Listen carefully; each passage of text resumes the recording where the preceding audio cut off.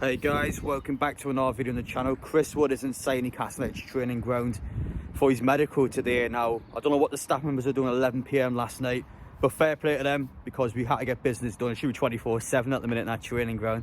But anyway guys, as always, you're new to the channel, make sure you get down there, subscribe, smash the enjoy, appreciate the support as always. All the news will come out on the channel. Keith Downie is on the channel as well. What a legend he is.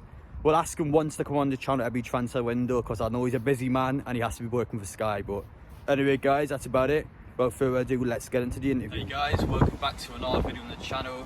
Last time I was here with Keith Downie, it was about 3 months ago now, I think it was. Steve was his final day at Newcastle. How times have changed. Yeah, God, that seems it seems an eternity ago. Although in some ways it doesn't actually seem that long ago either.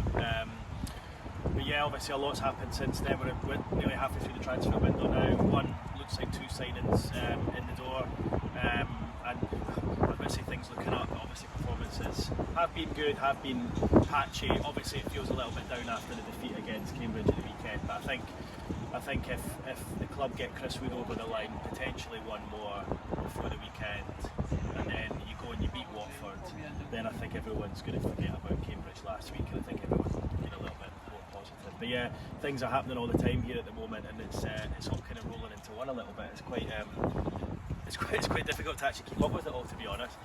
Well, you tell me. I mean, to be fair, listen, I'm not going to slag you off. I think you had some very easy transfer windows, I would say, on Newcastle, especially that small one. Oof. But yeah, I've seen that joke now and again, saying people feel sorry for you. Listen, I think you're making up for lost time, the best way of putting it. Well, listen, this is my 17th transfer window for Newcastle since I started in the North East. And this has been certainly the busiest. I don't mean the busiest in terms of arrivals. Obviously there's only 2 so far. It's not like we've got 5-6 players in the door to talk about.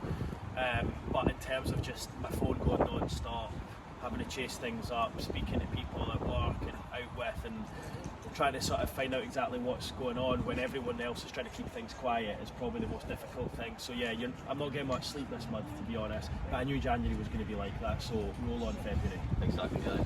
But let's talk about the signings. So Kieran Trippier was the first one that came in. I mean, a statement signing, you could argue, really. How important is that to get such a big player like Kieran Trippier in straight away?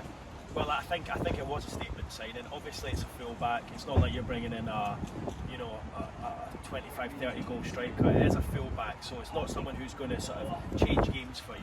But I think what he brings in terms of his character and what he's like round about the training ground, just speaking to a couple of the players and people involved at the club and just saying what he's added already in the week that he's been here sounds big. I think the fact they've managed to get from Atletico Madrid, who were of course in the last 16 of the Champions League, 4th in the Liga, and he swapped that here for a relegation battle with Newcastle, says everything about 1, how much he wanted to come back, and 2, about how much he enjoys the challenge and how much he is up for the challenge here. And he said all that last week in his press conference as well. So I do think that's a great bit of business to get him in for £12 million with a few add-ons. I think great work that from the consortium, from the new owners to do that. Obviously they're paying a bit more than that for Chris Wood, but I think every deal is different. So I think Trippier for a first signing will go down as history as a good one, and people will remember, you've done well to get Kieran Trippier in. I think he'll have been shocked by the performance on Saturday. I think he will want to turn things around as quick as he can because he's a winner. We've seen that already in his career. So yeah, good signing in the door. Obviously not a good start from him on Saturday, but it wasn't good for anyone. So I do expect things to go on the upswing for Kieran Trippier. Now he's sort of been in the door for about a week. So finally, let's talk about the second sign that is not confirmed yet, but today he is having his medical, as he said. I know people probably want to hear more from you than me, but yeah, he's having. What are we just now? We're about lunchtime. I don't know. Let me just check. Yeah, lunchtime on Wednesday. He's inside having the first part of his medical, I believe, just now. He'll then have a second part later on today. I think Newcastle keen to try and get this one rubber stamped as soon as they can. So he's got tomorrow and Friday training with the squad before that crunch match against Watford at the weekend. Listen, I think I was as surprised as many others that they're willing to spend that sort of money on a 30-year-old who only has 18 months of his contract to go. And you look at it like that and you do think it is a bit of a surprise, and I can see why a lot of people have been shocked by it. But then you sit back and you think about it and you think, hang on, it's 25 million for a guy who knows the way to go in the Premier League. He's physical, he's been there, he's done it, he's got the know-how. Or you spend £20 million on someone from abroad who doesn't know the league, is inexperienced, and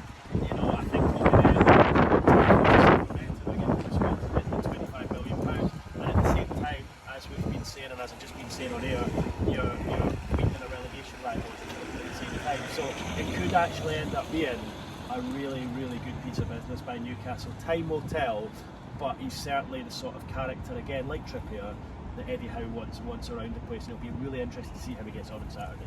Oh, good answers. Thank you very much. I appreciate it, Keith. Again, obviously in terms of take, in terms of all the stuff you do for Sky Sports, all Newcastle fans appreciate it. And the YouTube channel as well. You're always on the YouTube channel, so yeah, I appreciate it. Thank you so much. Take care, guys, and see you on the next one.